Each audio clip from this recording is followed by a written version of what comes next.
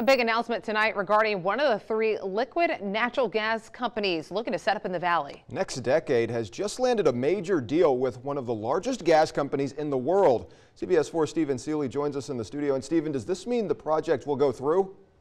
No, it doesn't, because it's still in the proposal stage. The company still has to go through a final environmental impact study and other clearance to push the project forward.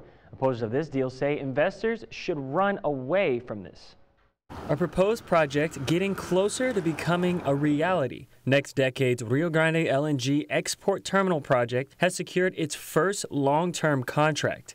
This is the port of Brownsville, where NextDecade is hoping to set up its $15 billion project.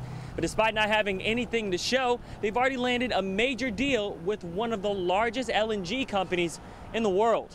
Monday, the company announced it has entered a 20-year sale and purchase agreement with oil behemoth Shell. I reached out to NextDecade for an interview, but was told they weren't available. Instead, they sent me their own Q&A filled with details of the deal. According to the agreement, Shell will purchase 2 million metric tons of liquid natural gas a year at the proposed facility in Brownsville, beginning in 2023.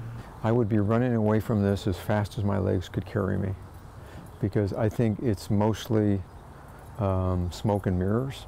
Chapman is an environmentalist and member of the Save RGV group, one of the biggest opposers of LNG companies in the valley. You know, from a global warming stance, this project is a disaster. From an investment stance, I wouldn't touch it with a 10-foot pole. He says on a financial level, producing 2 million out of the capable 27 million metric tons of LNG isn't resourceful, and that much LNG won't be necessary. And that's because you believe that we'll be moving away from fossil fuels within the next 10 years. Well, that's kind of, yeah, long term, yes, absolutely. I mean, we have to. There's no question about that. Shell isn't the only company they expect to sign. NextDecade expects to add more contracts during the second and third quarter of this year. NextDecade still has to get permission from the Federal Energy Regulatory Commission to pursue the project. They expect to get a federal permit decision in July. In the studio with complete Valley coverage, Stephen Seeley, CBS 4 Valley Tonight.